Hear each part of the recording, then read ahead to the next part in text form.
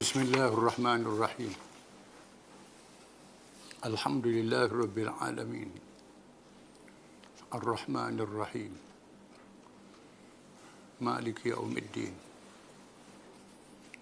إياك نعبد وإياك نستعين اهدنا الصراط المستقيم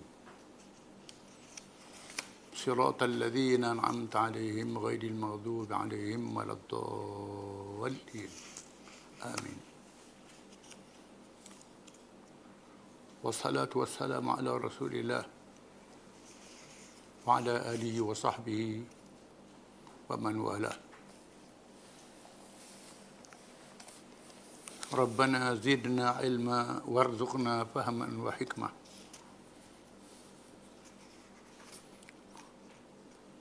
Seterusnya kita bincang tentang Firqah Al-Hululiyah,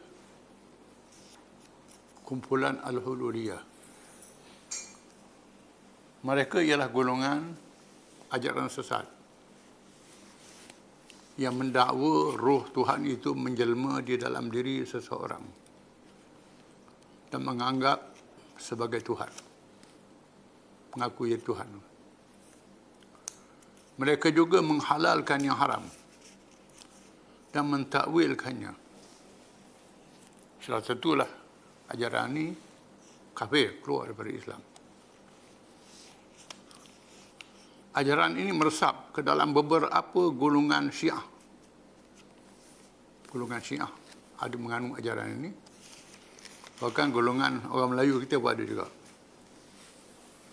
mengandung ajaran ini. Dan mazhab-mazhab yang lain yang disebut dahulu masuk dalam beberapa mazhab yang lain, kalangan Khawarij yang mendakwa Sunni tapi sesat.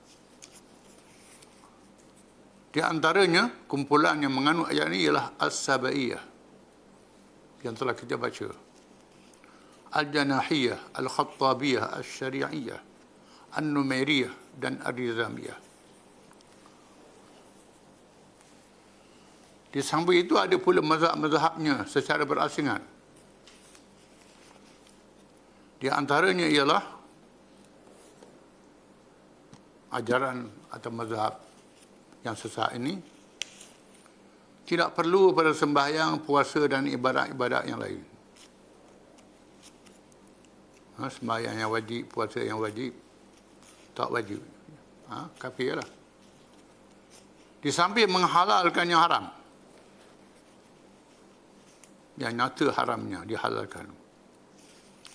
Di antaranya menghalalkan bangkai, daging babi dan boleh bertukar isteri. Ini semua sesat dan keluar daripada Islam. Mendakwa bahawa dia boleh berupa Nabi Adam, kadang-kadang Nabi Nuh dan kadang-kadang Nabi Ibrahim, kadang-kadang Nabi Muhammad dan sebagainya. Boleh merupa macam-macam rupa. Ini dakwaan dia. Kalau ada pun syaitan. Rupa tu bohong kerana syaitan tak boleh menunjuk rupa Nabi. Yang ketiga, dia berkata berpengikutnya, sesiapa yang melihat aku, saya terbakar dalam nurku. Kalau tengok aku terbakar dalam nurku, apa benda nur tak tahu. Gambang mereka ni. Tak tahu makna, cakap saja. Hashim bin Hakim Atha al-Muqanna bermahjala dengan ajarannya selama 14 tahun dengan mendapat bantuan daripada orang kafir yang berbangsa Turki. Orang kafir Turki tolong puak ini. Sehingga Khalifah Al-Mahdi Al-Abbasi menghantar bala tentera yang dipimpin oleh Sa'id Al-Jarashi. Ini berlaku di zaman Abbasiyah, zaman Khalifah Al-Mahdi. Apabila bala tentera Islam mengepung kotanya dan dia merasakan tiada harapan lagi untuk bertahan, dia meracun semua isteri-isterinya. Dia racun isteri-isteri dia. Apabila bala tentera Islam masuk ke dalam kota, dia ditawan, lalu dipancung kepalanya. dibawa ke hadapan khalifah sebagai bukti dia telah dibunuh. Jasadnya dibakar ke dalam dapur yang telah sedia ada dalam kotanya. Bangkai dia bakar dalam kota dia, dapur dia. Pali dia buat balik, tunjuk ke khalifah. Di antara kumpulannya Al-Hilmaniyah, pengikut Abu Hilman Ad-Dimashqi, yang berasal dari Parsi dan besar di Halab, Syria. Asal dari Parsi, dibesarkan buahnya itu di Halab, Syria. Dan menyebarkan ajarannya di Dimashq. Dimashq ialah ibu negara Syria pada hari ini. Di antara ajarannya ialah yang pertama, Tuhan menjelma dalam diri tiap-tiap orang yang cantik. Oleh itu dia dan pengikut-pengikutnya menyembah setiap yang dilihat yang cantik. Sembah belaka. Nampak comel, sembah. Yang kedua, ajarannya sesiapa yang mencapai martabat makrifat yang tinggi, halal kepadanya segala yang haram. Hanya semua mengaku. Nyatalah keluar daripada Islam. Banyak orang suka pelik-pelik ni. Seterusnya Al-Azafirah. Mereka ialah pengikut Abu Al-Azafir Muhammad bin Ali Ash-Shalmaghani. Di antara ajarannya, nama balik tapi bukan dulu. Ash-Shalmaghani mungkin nama tempat mereka ni. Muhammad bin Ali Ash-Shalmaghani. Jangan letak nama anak. Ini nama sesat. Di antara ajarannya, dia mendakwa bahawa roh Tuhan menjelma dalam rohnya. Dan menamakan dirinya dengan Ruhul Qudus, roh yang suci. Yang kedua, menghapuskan hukum syariat dan menghalalkan liwat. Menghalalkan homoseks, kahwin lelaki dan lelaki. Ketiga, mengaku boleh menghidupkan orang mati. Dia dakwa. Dia muncul di zaman pemerintahan Abbasiyah, di bawah pemerintahan Ar-Razi bin Al-Muqtadir. Akibat ajaran yang sesat dan menyesatkan itu, dia telah dijatuhkan hukuman bunuh dan disola. Dia bunuh dan disola. Seterusnya Al-Halladiyah. Wallahu a'lam. Itu semua jangan sesat.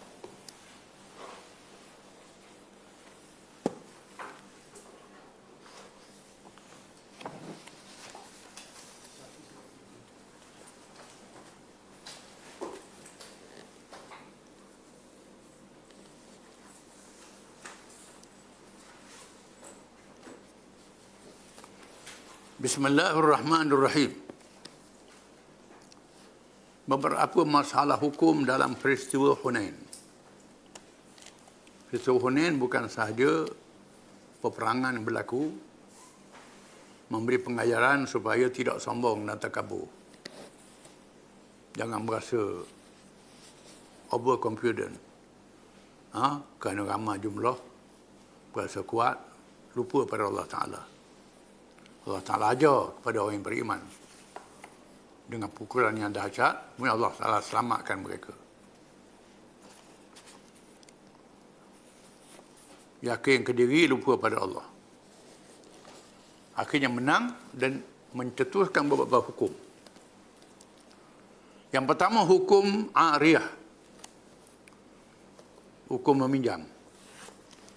Dalam peperangan Hunain dan ekorannya terdapat masalah hukum yang menjadi nas yang dibincang oleh para ulama. Di samping melaksanakan yang telah dinaskan di dalam Al-Quran. Berkenaan ghanimah, rampasan perang. Hasil yang dirampas dengan peperangan.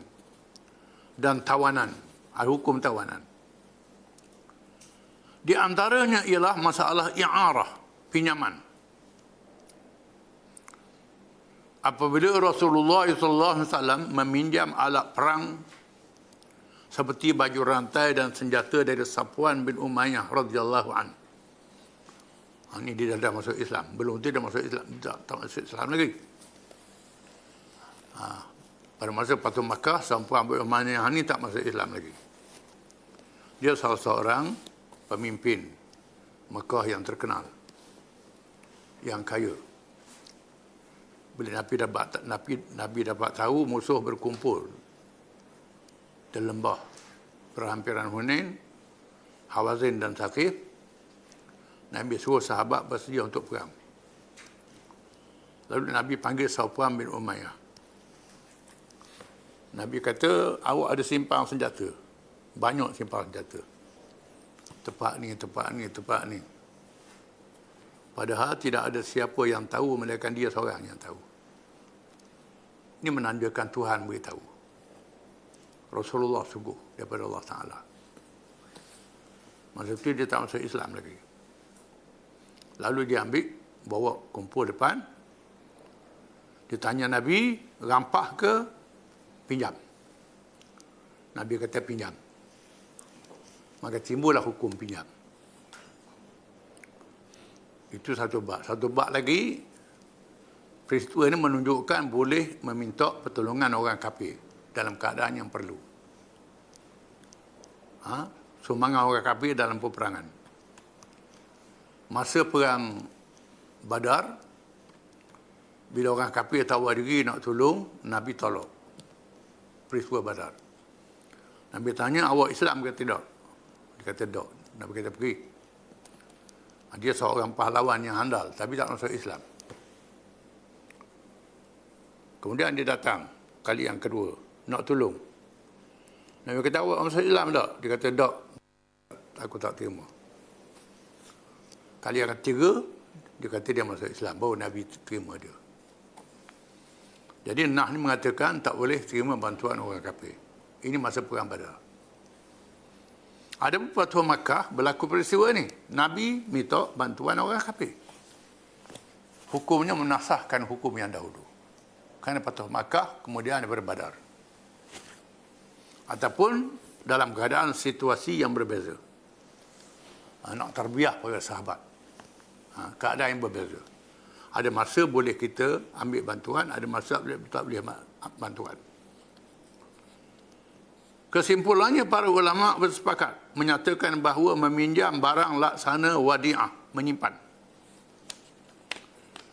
Hukumnya kalau rasuk tidak diganti, melainkan berlaku kecuaian dalam menjaganya.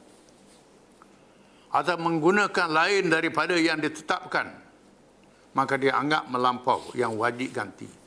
Yang mewajibkan ganti.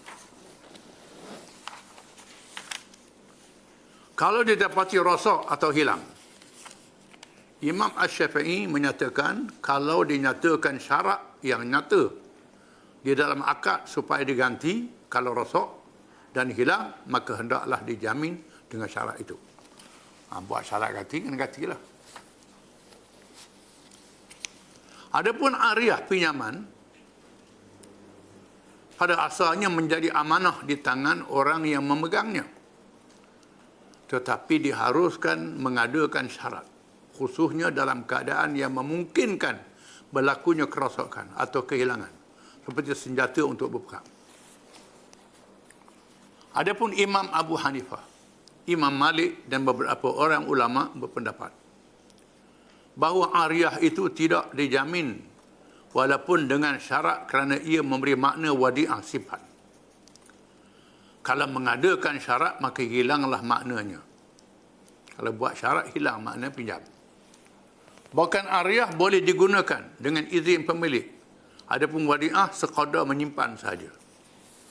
Ini huraian Abu Hanifah.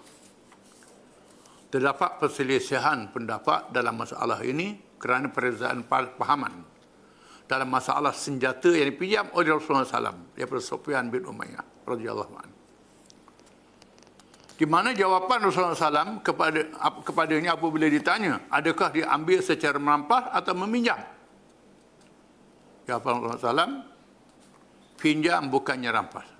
Ini memberi arti adakah pinjam dengan jaminan untuk ganti atau tidak kalau hilang. Wallahu alam, tak tahu bagaimana selepas itu. Ini menjadi khilaf kalangan ulama. Ini yang pertama. Yang kedua, membunuh unta di medan perang. Tindakan Ali bin Abi Talib radhiyallahu anhu membunuh unta yang ditunggang oleh pembawa bendera dengan dibantu oleh rakannya seorang sahabat dalam kalangan Ansar, yang membunuh orang yang menunggangnya, yang membawa bendera di hujung tombak panjang, menunjukkan bahawa dibolehkan membunuh atau membinasakan apa-apa yang boleh melemahkan musuh, termasuk binatang tunggangan, di mana tindakan membunuh unta itu tidak dikira kesalahan menyaksa binatang kerana sebab-sebab keperluan peperangan, diizinkan. Ini hukum yang kedua. Yang ketiga, bahagian mu'allaf. Bahagian mu'allaf. Mu'allaf ialah mereka yang dijinakkan kepada Islam.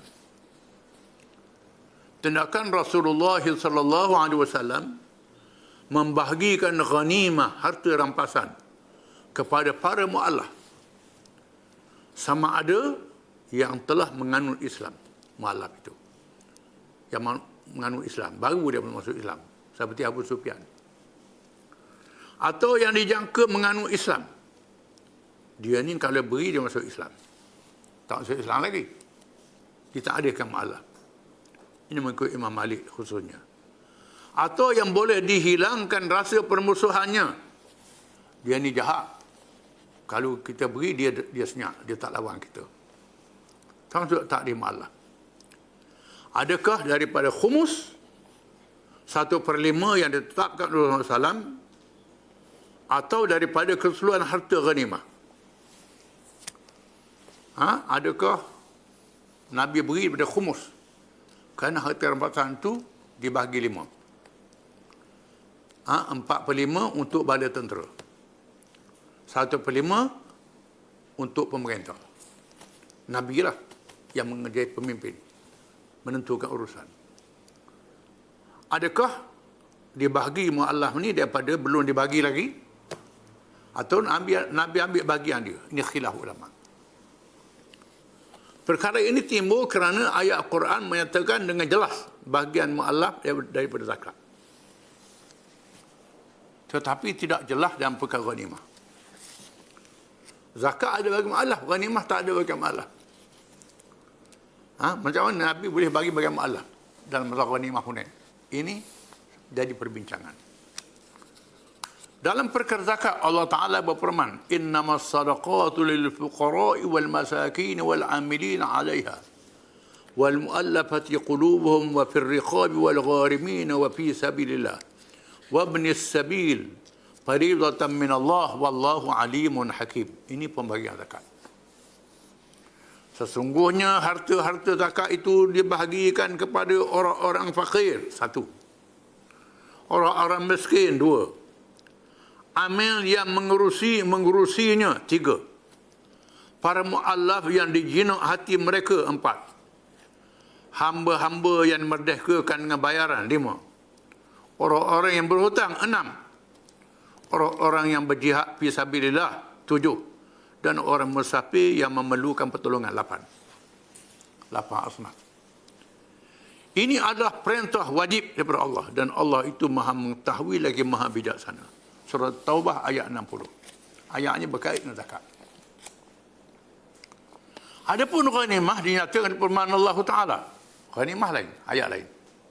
Firman Allah Ta'ala, wa'alamu annama ghanimtum min syai'in fa'anna lillahi khumusahu wa lirrasuli wa lidhil qurba wal yatama wal masakin wa ibnis sabil in kuntum amantum billahi wa ma anzalna ala abdina yawmal furqan yawmal taqal jam'an wallahu ala kulli syai'in qadir.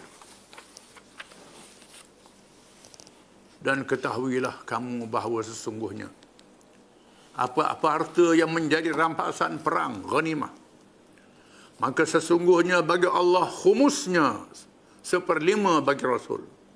Bagi Allah, bagi Rasul 1/5. Kaum keluarga Nabi, mereka ni tak boleh terima zakat. Anak-anak Nabi ahli tumbal zakat. Maka Allah Ta'ala peruntukkan berghanimah. Anak-anak yatim, orang-orang miskin dan orang musafir yang memerlukan pertolongan. Ada anak yatim, zakat tak anak yatim. Dengan sebab itu tak boleh beri zakat anak yatim kerana anak yatim tu kaya. Ada orang dia salah, dia beri zakat ke anak yatim. Tak kena. Anak yatim dah ada harta. Kalau anak yatim dah ada harta tak boleh beri zakat. Ada anak yatim tapi saka ayah dia banyak, kaya. Tak boleh beri zakat. Ghanimah boleh. Dalam bagian zakat 8 tak ada anak yatim. Yang hanya fakir miskin.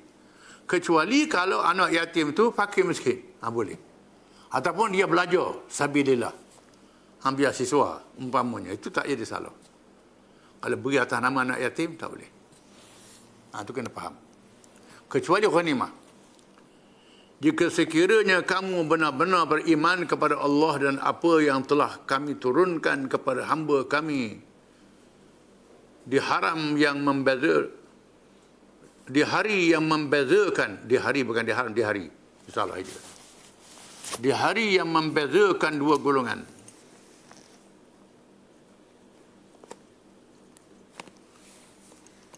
Yang benar dan yang salah. Hari bertempurnya dua kumpulan dan Allah itu maha berkuasa di atas tiap-tiap sesuatu. Surah Anfal ayat 41. Ayat ini berkait dengan pembayaran ghanimah. Oleh kerana ayat ghanimah tidak menyalahkan secara nas peruntukan bagi golongan mu'alaf. Macam mana Nabi bagi mu'alaf masa perang Hunain? Maka para ulama berkhilaf dari bahagian manakah dicabut Rasulullah SAW bagi golongan mu'alaf itu. Imam Malik, muridnya Imam Syafi'i, Imam Malik dan anak murid Imam Malik, Imam Syafi'i. Dan beberapa ulama berpendapat ianya dicabut daripada khumus yang diberi kepada Rasulullah SAW. Nabi ambil bahagian dia. Bukan ghanimah. Bahagian Nabi, 1/5 tu. Bahagian negara. Waktu Nabi beri pada mu'alaf. Adapun Imam Ahmad bin Hanbal dan beberapa orang ulama lagi berpendapat ianya diambil keseluruhan Anfal ghanimah. Yang ambil keseluruhan. Bukan 1/5 hak Nabi. Ini pendapat Imam Ahmad. Yang belum dibahagikan. Di mana imam, yakni ketua tentera atau ketua negara berhak menentukannya. Ketua negara berhak menentukan. Boleh ambil harta itu dibahagi kepada mualaf. Kemudian hukum pembebasan tawanan dengan haiwan. Tindakan Rasulullah SAW mengganti haiwan kepada mereka yang tidak mahu membebaskan tawanan secara rela mengandungi hikmah bahawa Islam menetapkan langkah menghapuskan amalan menjadikan tawanan sebagai hamba abdi serta menghapuskan abdi dalam kalangan sesama manusia adalah tindakan yang lebih dahulu berabad-abad lamanya daripada revolusi Perancis, Abraham Lincoln dan peristiharaan bangsa-bangsa bersatu. Islam mendahului bangsa bersatu dalam membebaskan hamba abdi. Peristiwa Hunain ini Nabi bebaskan hamba abdi sama ada secara tebusan ataupun secara percuma. Bahkan Islam telah berjaya menghapuskan amalan abdi dalam masyarakatnya dan menaikkan taraf mereka ke martabat yang sama dalam pencapaian ilmu dan pemerintahan negara. Sehingga ada di antara keturunan mereka menjadi ulama muktabar dan pemimpin negara. Kerajaan Osmaniyah, kerajaan Mamalik, itu semua bukan hamba tu. Jadi raja. Jadi khalifah. Itu dalam sejarah Islam. Ini berlaku dalam Hunain. Kemudian hukum umrah. Setelah berada di Ji'ranah selama 13 hari. Nabi berhukum di Ji'ranah. 13 hari duduk situ. Setelah membahagikan ghanimah duduk situ, maka Rasulullah SAW menunaikan umrah dengan bermiqat daripada Ji'ranah. Sampai sekarang pergi Mekah, kalau nak buat umrah pergi ke Ji'ranah, kerana ambil sunnah Nabi. Kan peristiwa Hunain, Nabi berumrah pakai ihram di Ji'ranah. Bertolak dari Ji'ranah pada waktu malam. Seorang Badawi, orang darat. Orang Badawi ni orang darat. Orang kata pedalaman. yang juga mahu menunaikan umrah berihram dengan jubah. Orang Badui dah uti. Nak buat umrah pakai baju, tak pakai ihram. Bahang jubah begitu je. Dan badannya berlumuran bau-bauan, bau minyak wangi bro. Dia bertanyakan Rasulullah SAW cara mengerjakan umrah. Dia tanya Nabi cara buat umrah. Pakai janggut dekat Nabi. Pakai baju jubah dekat Nabi, saya nak umrah Rasulullah. Pakai ihram tak ada. Pakai lawa. Dengan bau-bauan. Lalu Rasulullah menyuruhnya membuang jubah dan mandi untuk menghilangkan bau-bauan dari badannya. Suruh dia mandi. Suruh pakai ihram, pakai lepas. Mengikut satu riwayat, bahawa Rasulullah SAW bertanyakan, bagaimana cara engkau mengerjakan haji? Nabi tanya, membuat haji mana? Nabi tanya, bagaimana membuat haji? Dia menjawab, saya membuang jubah. Saya tak pakai jubah. Pakai pakaian kain lepas. Sabda Rasulullah SAW, isna' fi umratika ma kunta sani'an fi hajjika. Lakukan dalam umrahmu apa yang kamu lakukan ketika kamu mengerjakan haji. Sama aja. Pakai ihram, kata Nabi. Bukan pakai baju. Peristiwa ini menjadi khilaf dalam kalangan ulama. Sekiranya meletakkan bau-bauan sebelum meniakkan umrah. Kita bauan belum niat umrah lagi. Bau dah ada. Ada yang mengharamkan dan ada yang mengatakan disunatkan sebelum berihram. Ada ulama kata kena basuh. Ada ulama kata tak payah basuh lah, belum niat lagi. Adapun mazhab Syafi'i memilih sunat sebelum berihram. Wallahu alam. Mazhab Syafi'i sunat sebelum ihram. Pakai bauan dulu. Lepas ihram tak boleh pakai. Rasulullah SAW teguh bertalbiyah. Tadi labbaik Allahumma labbaik. Talbiyah. Labbaik Allahumma labbaik. Innal hamda la syarika lak. Itu talbiyah. Sehingga beristilam di Hajar al-Aswad. Bagi memulakan tawaf dan menyempurnakan umrahnya pada malam itu juga. Tak tidur. Habis umrah barulah tidur. Umrah ini ditunaikan pada bulan Zulkaidah. Setelah tiba di Ja'ranah, padahal bulan Kaidah ini bulan haji. Hanya boleh buat umrah bulan haji. Saya dia salah. Setelah tiba di Ja'ranah, terus dia arah bertolak pulang ke Madinah Al-Munawwarah. Rasulullah SAW telah melantik Attab bin Usaid radhiyallahu an, yang masih muda dalam usia 20 tahun. Nabi latih Attab bin Usaid, umur 20 tahun, muda sangat. Menjadi amir ketua pentadbiran Mekah, jadi gubernur Mekah. Umur 20 tahun. Kerana dia hafal Quran. Quran jadi panduan. Dan menugaskan Mu'ad bin Jabal radhiyallahu anhu menjadi guru mengajar agama. Mu'ad ni alim. Kepada penduduknya. Rasulullah SAW membayar pada Attab bin Usaid 1 dinar 1 hari, gaji hari. Ada gaji juga Nabi pun. Bukan benda malaikat tak makan. Nabi beri gaji 1 hari 1 dinar. Dinar ni 2 emas. Diterimanya jawatan dengan ikhlas menjalankan tugas dan berqanaah, berpuas hati, dan redha dengan bayaran yang sedikit dan tugas yang berat. Wallahu alam.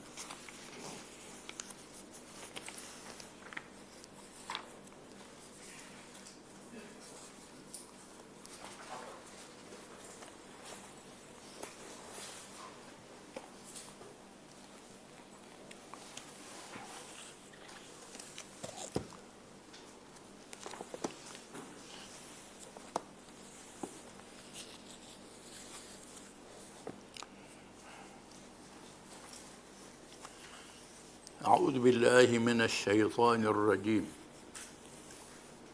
لله ما في السماوات وما في الأرض وإن تبدوا ما في أنفسكم أو تخفوه يحاسبكم به الله فيغفر لمن يشاء ويعذب من يشاء والله على كل شيء قدير. آمن الرسول بما أنزل إليه من ربه والمؤمنون كل آمن بالله وملائكته وكتبه ورسله لا نفرق بين أحد من رسله وقالوا سمعنا وأطعنا غفرانك ربنا وإليك المصير لا يكلف الله نفسا إلا وسعها لها ما كسبت وعليها ما اكتسبت ربنا لا تؤاخذنا إن نسينا أو أخطأنا ربنا ولا تحمل علينا إصرا كما حملته على الذين من قبلنا ربنا ولا تحملنا ما لا طاقة لنا به واعف عنا واغفر لنا وارحمنا أنت مولانا فانصرنا على القوم الكافرين.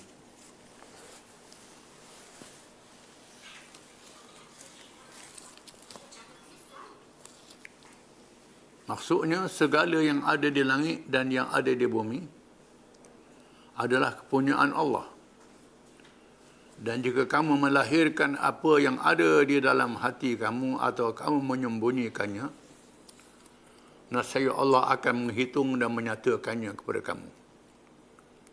Kemudian dia mengampunkan bagi sesiapa yang dikehendakinya dan menyaksa sesiapa yang dikehendakinya menurut undang-undang peraturannya. Dan ingatlah Allah amat berkuasa atas tiap-tiap sesuatu. Rasulullah SAW telah beriman kepada apa yang diturunkan kepadanya dari Tuhannya. Dan juga orang-orang yang beriman, semuanya beriman kepada Allah dan malaikat-malaikatnya dan kitab-kitabnya dan rasul-rasulnya. Mereka berkata, kami tidak membezakan antara seorang dengan yang lain dari rasul-rasulnya. Mereka berkata lagi, kami dengar dan kami taat. Kami pohonkan keampunanmu, wahai Tuhan kami, dan kepadamu jualah tempat kembali. Allah tidak memberati seseorang melakukan apa yang terdaya olehnya. Ia mendapat pahala kebaikan yang diusahakannya. Dan ia juga menanggung dosa kejahatan yang diusahakannya. Mereka berdoa dengan berkata, wahai Tuhan kami, janganlah engkau mengirakan kami salah jika kami lupa atau kami tersalah. Wahai Tuhan kami, janganlah engkau bebankan kepada kami bebanan yang berat sebagaimana yang telah engkau bebankan kepada orang-orang yang dahulu daripada kami. Wahai Tuhan kami, janganlah engkau pikulkan kepada kami apa yang kami tidak terdaya memikulnya. Dan maafkanlah kesalahan kami, serta ampunkanlah dosa kami. Dan berilah rahmat kepada kami. Engkaulah penolong kami, oleh itu tolonglah kami untuk mencapai kemenangan terhadap orang-orang kafir. Ayat ini mengandungi doa yang diajar oleh Allah. Diriwayatkan Allah Ta'ala hadiah pada Nabi. Hadiah yang sangat bernilai, yang sangat mahal harganya, disimpan di arasnya, terletak dalam pembedahan aras. Pahalanya sangat besar. Doanya diperkenankan. Dengan sebab itu jadi wirid lepas sembahyang dan wirid sebelum tidur. Khususnya daripada amanah Rasulullah. Ataupun lillahi ma fis samawat wa ma fil ard. Lillahi ma fis samawati wa ma fil ard. Wa in tubdu ma fi anfusikum aw tukhfuhu yuhasibukum bihi Allah. Fayaghfiru liman yasha' wa yu'adzibu man yasha'. Wallahu ala kulli syai'in qadir. Bagi Allah, apa-apa yang ada di langit dan apa-apa yang ada di bumi, semuanya milik Allah. Dan jika kamu sembunyikan apa yang ada dalam diri kamu, kamu nyatakan apa yang ada dalam diri kamu, atau kamu sembunyikan, nasa dihisab oleh Allah. Dia mengampun sesiapa yang dikehendaki, dia menyaksa sesiapa yang dikehendaki, dan Allah Maha berkuasa di atas tiap-tiap sesuatu. Bila mendengar ayat ini, para sahabat dalam ketakutan. Kerana kuat takwa mereka. Hak cakap zahir boleh tahan. Ini terlintas dalam hati Tuhan ke juga. Tuhan tahu. Ada dosa pahala diseksa oleh Allah kalau tak betul. Kalau betul tak apa. Kadang-kadang mari was-was. Nak buat macam mana? Menyebabkan para sahabat dalam ketakutan. Dalam ketakutan. Lalu mereka datang menemui Nabi SAW dalam keadaan berdiri lutut. Kerana ketakutan. Kerana takwa mereka sangat kuat. Ada yang menangis. Wahai Rasulullah, kami nak buat macam mana dalam hati pun Tuhan kira juga. Ini sangat berat. Lalu Nabi kata jangan jadi macam orang Yahudi. Orang Yahudi, mereka berkata, sami'na wa asaina. Kami dengar, tapi kami derhaka, tak boleh ikut. Katalah sami'na wa ata'na. Kami dengar, kami taat, wahai Tuhan kami. Kata begitu. Menyerah diri pada Allah Ta'ala. Lalu Allah menurunkan ayat selepas menasahkan ayat ini. Amana ar-rasul bima unzila ilaihi min rabbih wal mu'minun kullun amana billah. Rasulullah SAW beriman dengan apa yang Allah turunkan kepadanya dari Tuhannya. Dan orang-orang yang beriman juga beriman kepada Allah, malaikat, kitab-kitab dan rasul-rasul. La nufarriqu baina ahdim min rusulih. Kami tidak membezakan seseorang bukan dengan rasul itu. Kami percaya belaka, bukan macam orang Kristian, macam orang Yahudi. Setengah rasul percaya, setengah rasul tolak. Orang Kristian percaya Nabi Isa anak Tuhan, lebih sangat. Nabi Muhammad tak percaya. Orang Yahudi percaya Nabi Musa, Nabi Isa tak percaya. Pilih-pilih Nabi. Ini perangai Yahudi. Kita orang Islam tidak. La nufarriqu baina ahadim min rusulih. Kami tak beza rasul-rasul ini. Begitu kitab-kitab. Kami percaya semua. Kitab Allah Ta'ala.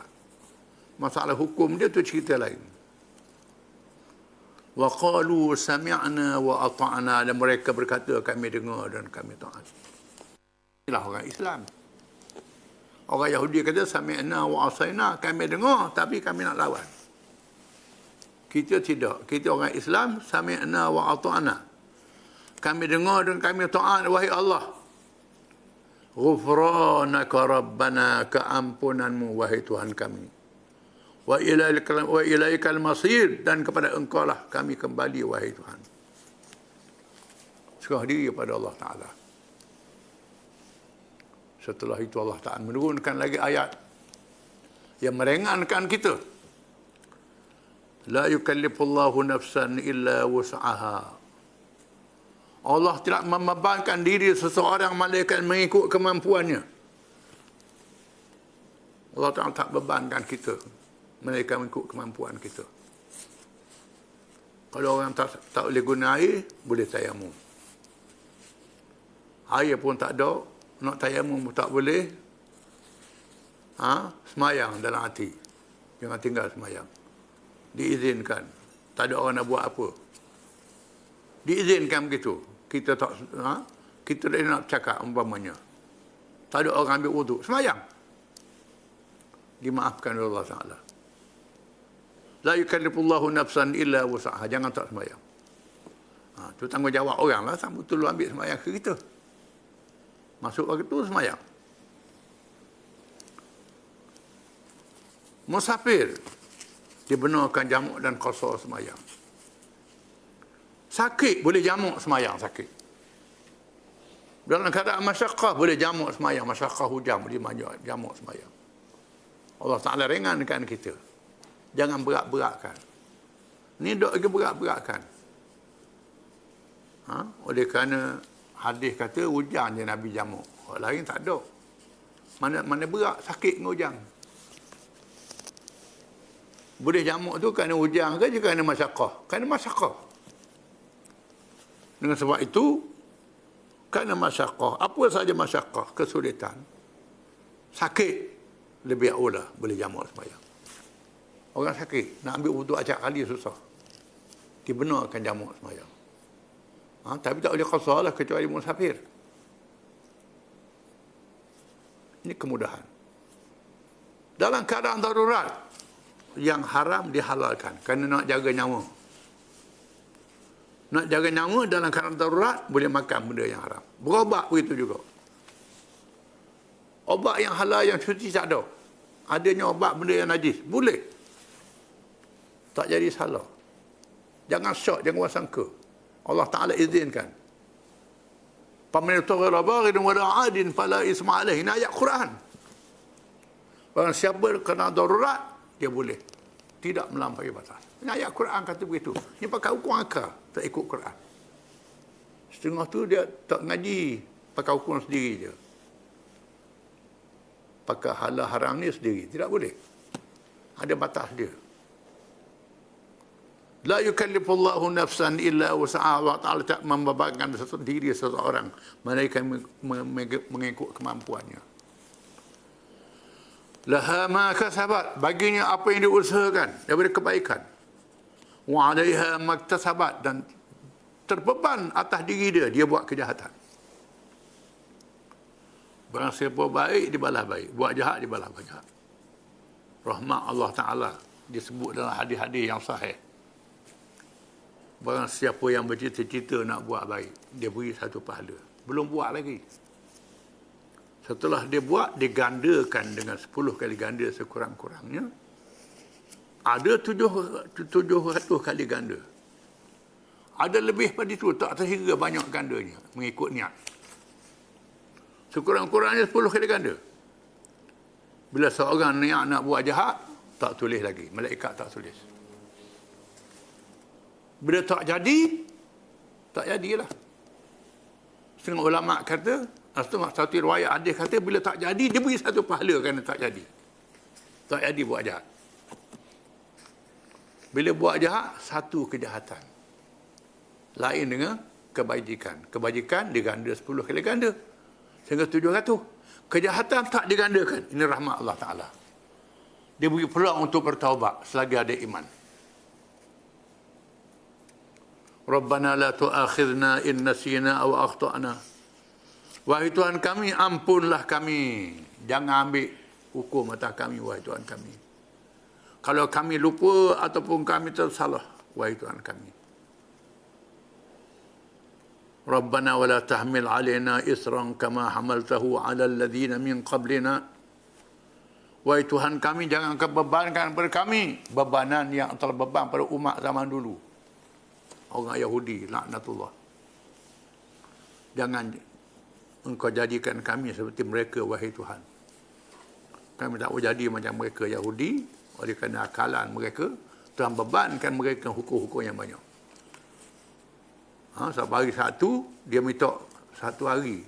Tak kerja, minta dengan Tuhan. Minta satu hari tak kerja. Tuhan beri dia hari satu. Tak boleh kerja. Tak boleh, apa-apa kerja tak boleh. Nak sangat. Pandai nak ajar Tuhan. Kemudian tiba-tiba mari ikan manyuk. Duduk tepi laut. Mula-mula tahan lagi, akhir tak tahan. Jadi ke. Tuhan hukum jadi ke. Khiratan khasi'in. Hukum atas dunia sebelum akhirat. Ini orang Yahudi. Wahai Tuhan, kami tak boleh jadi macam orang Yahudi. Kita, Tuhan beri pada kita hari Jumaat, wajib semuanya Jumaat. Kerja tak jadi salah. Nak buat ibadat, tak apa. Semayang. Bila waktu semayang, tak boleh menega. Masa tu, tak boleh. Lain dengan orang Yahudi.